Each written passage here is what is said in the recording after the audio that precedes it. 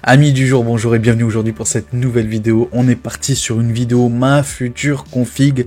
Comme d'habitude, budget des 1500 € plus. Alors les 1500 € maintenant on va oublier. En vrai on va oublier, on va dire qu'on a un budget de 1700. Si on est en dessous tant mieux, si on est à 1700, tout va bien. Voilà, j'ai vu avec le comptable, voilà. Bon, tu connais hein, les financiers comment ça se passe. Mais bon, j'ai vu avec elle, tout va bien. Oui, j'ai bien dit elle. Toi-même tu sais, fais pas le mec, toi-même tu sais. Bref, juste avant que la vidéo commence les amis, n'hésitez pas à vous abonner. N'hésitez pas à vous abonner. Road to 1K, je compte sur vous. Pareil pour le pouce bleu, je vous donne pas d'objectif. Allez au maximum. Tapez les 100, tapez les 200 pouces bleus. On y croit, on y croit. Pareil pour la cloche de notification, le commentaire. Si jamais t'aurais fait autre chose avec ce budget-là, n'hésite pas à me dire. Donne-moi des conseils. N'oublie juste pas une chose, c'est que je suis un joueur qui joue à 60 FPS dans les jeux solo en 1440p. Ok, solo narratif, tu m'as compris. Je bloque à 60, je veux pas aller plus haut. Et dans les jeux compétitifs, voilà, mon écran, bon, c'est un 165 Hz. Du coup, voilà, style Overwatch, Apex, Warzone, etc. 165 FPS. Donc, tiens-en bien en compte. Pareil, je fais un petit peu de montage vidéo pour mes vidéos, mais c'est voilà, c'est vite fait, bien fait. Bon, c'est pas la peine non plus d'avoir une énorme config pour le montage vidéo. Et je fais un petit peu de streaming. Donc voilà, tu prennes bien ça en compte, ok? Je compte sur toi. Tous les liens dans la description, on n'oublie pas, ainsi que mes réseaux sociaux. Bougez pas, on se retrouve directement sur la page d'Amazon. Let's go! Et les amis, du coup on se retrouve directement sur la page d'Amazon.de comme d'habitude avec ce petit 7700, qu'est-ce que je raconte pas? 7800 X3D. Alors bon, j'ai fait mon choix au niveau du CPU, donc inutile de venir me dire prends Intel ou prends je sais pas quoi, J'ai fait mon choix. Ça là-dessus, je serai intraitable, je veux celui-là. Même s'il y aura la nouvelle gêne qui sort ou quoi, à part si, honnêtement, si la nouvelle gêne elle sort, des Ryzen par exemple, et que pour, je sais pas, 100 balles de moins, t'as autant de perfs, bon, je prendrai la nouvelle gêne automatiquement. Mais pour l'instant, à date du 9 juin, je pars sur ça. Donc 7800 X3D à 328 €. Alors il bouge beaucoup en Allemagne, des fois il est à 319, des fois il est à 339, il varie, là il est à 328. Des prix à surveiller encore une fois, hein, voilà, donc comme tu as pu le voir, là il était même à 315 € le 7 juin, donc il y a 2 jours. Donc voilà, il varie beaucoup, mais on est entre, allez, 300, 330, c'est très bon, c'est très bien. Franchement, on va pas se plaindre, ça serait bien qu'il soit à 300, on espère. J'ai le temps, hein, d'ici Noël, encore une fois, c'est une config pour Noël, hein, je le rappelle. Au cas où si t'avais pas compris, c'est pour Noël 2024, donc j'ai largement le temps. Et on compte sur la baisse des prix, donc très bon CPU, gaming, bref, tu le connais. Je vais pas t'inventer des choses, tu le connais. On passe au niveau de la carte mère. Pareil, je pense que j'ai fait mon choix. Au début, j'étais parti sur une B650. J'ai même vu une Asus ROG en B650E. B650E-F. Donc c'est une carte mère Asus ROG qui nous permet d'avoir du PCI Express 5.0. Donc pour tout ce qui est future carte graphique, c'est très intéressant. Mais je me suis dit, pour 20 balles de plus, autant partir directement sur une X670E, ok, de chez MSI. Bon, vous le savez très bien, celle-là, ce modèle-là, la Gaming Plus, avec ces couleurs-là, c'est ma préférée, personnellement. On a le même modèle, on a une B650 qui ressemble à celle-là, mais en micro ATX, ok, pour 158 €, je crois, sur Amazon.de aussi. Mais bon, elle a pas le PCI Express 5, et je me dis... Bon, tant qu'à faire, tu vois, pour une config qui va me durer dans le temps, autant investir sur du long terme. Voilà aussi pourquoi je suis parti sur du AMD, parce qu'on sait que la M5 va continuer avec la future génération de processeurs, et même peut-être la future encore d'après. Et en plus, sur cette carte mère-là, on a le PCI Express 5.0, donc très intéressant pour la future gêne de carte graphique. Donc, voilà pourquoi mon choix se porte sur celle-là. Je sais qu'il y a des petits problèmes de BIOS apparemment, de lancement de BIOS, qui sont un petit peu lents, mais moi je suis un gars plutôt patient, hein. Je viens du monde de la console, donc tu sais, les temps de chargement ou quoi, ça me pose pas trop de problèmes, voilà. Donc, je suis parti sur celle-là, 245 €. Pareil, des fois, son prix varie. Des fois, on en trouve à 230 €, toujours chez Amazon.de. Là, on est sur 245. Ça ira. Les barrettes de RAM, je suis parti sur les petites Corsair Vengeance RGB DDR5. Donc, bon, tu les connais. RGB, je les présente à chaque fois. Donc, CL30, AMD Expo, 6000 MHz. Voilà, 125 €. En non RGB, actuellement, elles sont à 120 €. Donc, pour 5 € de plus, autant les prendre. En version RGB, on est sur Amazon.fr. Toujours Amazon.fr, petite promotion, Crucial P3+, donc 1 Tera, ça monte jusqu'en 5000 de lecture, et je crois à 4400, 4600 en écriture, si ma mémoire est bonne. Donc c'est un très très bon SSD, moyen de gamme, plutôt bonne qualité, 70 balles, on va pas se plaindre. On va pas se plaindre. Au moins, pour une fois, pour 70 €, au niveau des perfs, on a une marque connue quand même. Donc c'est intéressant. C'est une offre à durée limitée, je le rappelle. Au niveau de l'alimentation, je suis parti chez Gros Bill. Oui, Gros Bill, parce que les alimentations chez Amazon, c'est compliqué. Cette même-là, par exemple, elle est à 20-30 balles de plus chez Amazon.fr.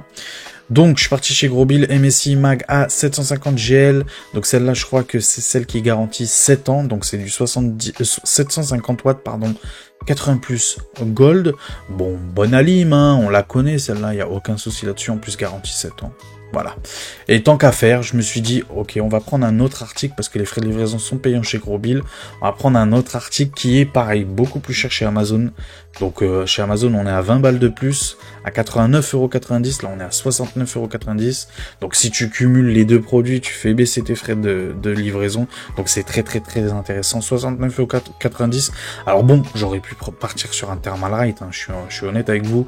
Pour 60 balles, il y a des très bons Thermalright en water cooling à 240 en 2 x 120. Bon, voilà, moi je suis un fanboy MSI, tu me connais, ok, avec le temps tu me connais. Et tu sais que j'aime beaucoup ce water cooling, j'aime beaucoup cette petite pompe, un peu à l'ancienne, ça fait futuriste à l'ancienne. Tu vois, un peu K2000 et tout, un peu Robocop. Donc j'aime beaucoup, c'est pour ça que je suis parti sur celui-là spécifique. Et pour 10 balles de plus, un MSI, franchement c'est pas déconnant. Donc voilà pourquoi je suis parti sur celui-là. Encore une fois, on est à 20 balles en dessous qu'Amazon. C'est pour ça que je suis parti chez Gros Bill. Donc si je prends les deux, en vrai, on se fait une bonne économie malgré les frais de livraison, Au niveau du boîtier, j'ai changé. Et oui, les amis, d'habitude, vous le savez, mon boîtier, normalement, c'est le MSI Pano. Je sais plus quel panneau, PZ 100, je sais plus quoi. Bref, le problème de ce boîtier-là, c'est que c'est un micro ATX. Et cette carte mère-là, malheureusement, c'est que en ATX. Du coup, je suis parti sur mon deuxième choix, mon deuxième boîtier préféré. Donc, c'est le NZXT H5 Flow RGB avec les 4 ventilateurs de fournis. Alors là, tu vas me dire qu'il n'y en a que 3. Il y en a 2 en façade en 140 mm, un à l'arrière en 120 mm de fourni, mais il n'est pas RGB. Alors que les deux devant sont RGB. Et le dernier qui est fourni, tu ne le vois pas, mais il est juste... Bingo, ici.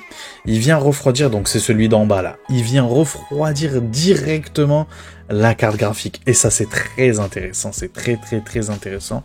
Donc voilà, moi je suis parti sur ce boîtier-là. 109,96 €, ça va. Bon, c'est un peu cher, mais c'est NZXT, c'est de la qualité. Les ventilateurs sont NZXT, c'est de la qualité. Franchement, en termes de rapport qualité-prix, là, on est vraiment bon. On est vraiment très bon.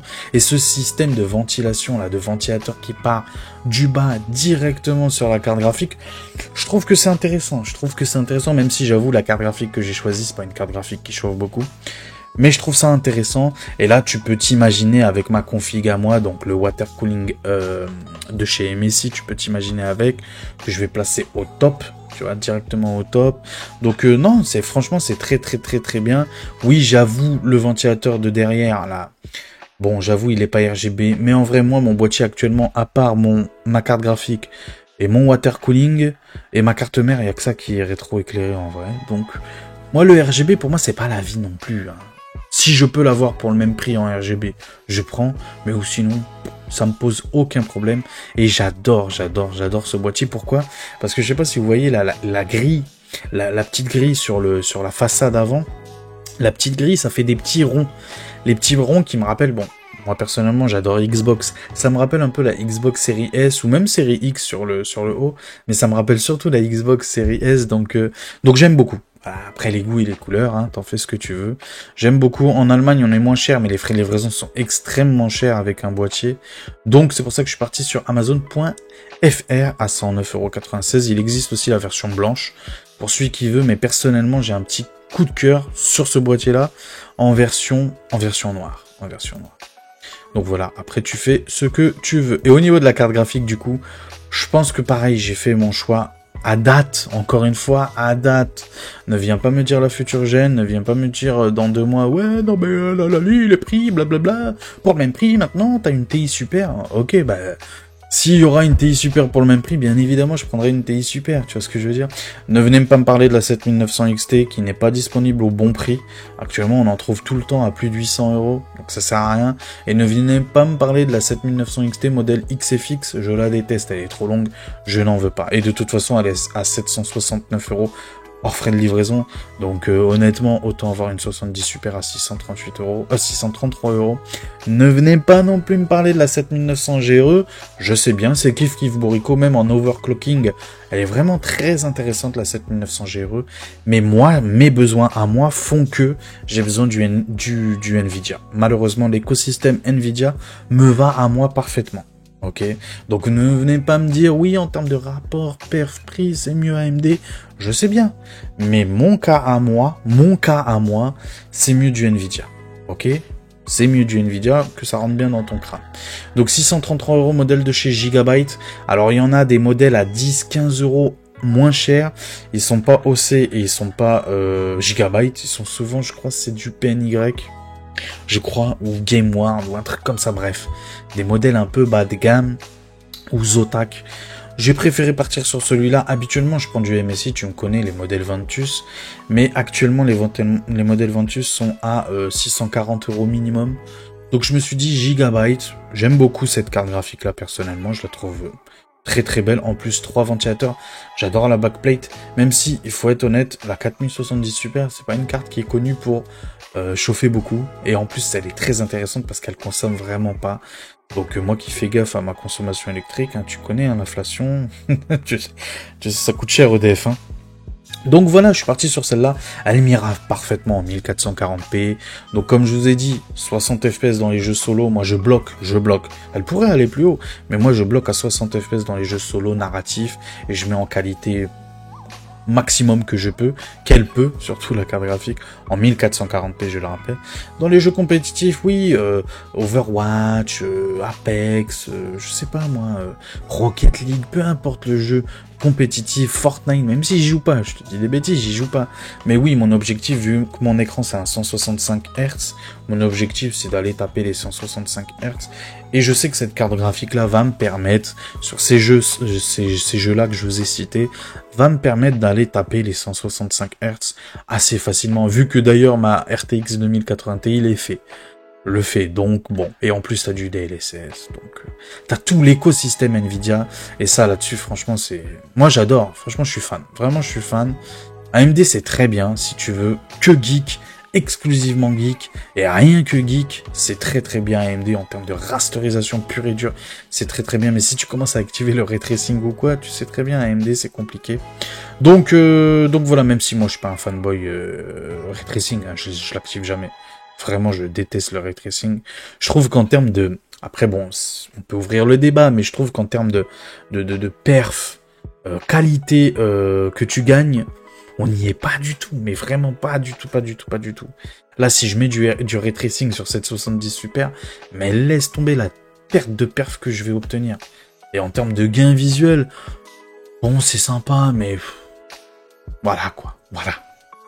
Donc voilà, c'est ma config donc de cet épisode numéro 16, je répète, épisode numéro 16, l'épisode numéro 17, peut-être que ça sera autre chose, peut-être que j'aurai changé d'avis. Oui, je suis une vraie girouette, hein. Je peux très très vite changer d'avis. Donc voilà, on se retrouve en pleine cam pour clôturer la vidéo, bougez pas, à tout de suite. Et les amis du coup, qu'est-ce que vous avez pensé de mon épisode numéro 7 de ma future config?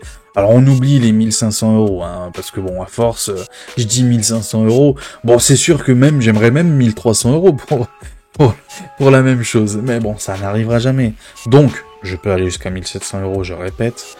Donc voilà, moi franchement je suis très très content, là la config actuellement qu'on vient de faire là, hors frais de livraison, on va rajouter 15 € de frais de livraison en fonction des sites ou quoi. À peu près en moyenne, on va rajouter ça. Ça nous monte la config à 1777 € hors frais de livraison. Tu rajoutes les frais de livraison, on est dans les 1700 €. On est dans les 1700 €, même un tout petit peu moins, on va être dans les 1690-95. Donc c'est très intéressant. Dites-moi vous, pour ce même prix-là, qu'est-ce que vous auriez mis en pièces neuves avec les prix actuels? Venez pas me sortir... Ah non, mais Karim, franchement, tu devrais mettre une... Mais moi, ça me fait rire. Juste blague à part, juste avant qu'on se quitte, blague à part. J'ai fait une vidéo, juste la vidéo d'avant, hein. Je vais pas dire le nom du type. Tu te reconnaîtras. En plus, c'est un pote, franchement, il met les commentaires sur chaque vidéo. Je t'aime bien, il y a aucun souci là-dessus. Et c'est juste pour te taquiner. Je fais une vidéo config 900 €. Ok, donc je mets les composants que je mets, blablabla. Et il y en a un, il vient me dire, donc j'avais mis une 4060 Ti là-dedans. Il y en a un, il vient me dire, oh bah, pourquoi t'as pas mis une 70 Super en rajoutant 100 € de plus ou 150 € de plus? Ah ouais, mais ça aurait pas fait un budget de 900 €, du coup, ça aurait fait une config à 1050 ou 1100 €. Alors que l'objet de la vidéo, c'est une config à 900 €. Les gens, ils viennent me dire, ah non, mais t'aurais dû rajouter 100 € de plus. Mais oui, bah alors du coup, j'aurais fait une config à 1000 € ou 1100 €. Donc, tu vois ce que je veux dire ou pas? Donc soyez intelligents aussi dans les commentaires, les amis. Soyez intelligents, ok? Avant de venir me dire, mais pourquoi t'as pas mis une 4090? Ah dis donc, t'aurais pu quand même mettre une 4000. Oui, mais c'est pas le budget en fait. Enfin, soyez logique, juste soyez logique les amis, soyez logique. C'est un petit pic, voilà, je dirai pas le nom, mais tu te reconnaîtras. On est ensemble mon pote, hein, je sais très bien que tu mets les commentaires à chaque fois.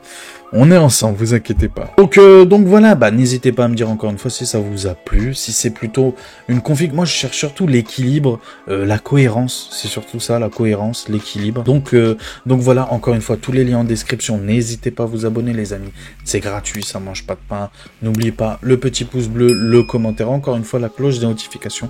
Et on se donne rendez-vous pour un prochain épisode. Sur ce, la suite, pour le prochain numéro. Allez, ciao tout le monde.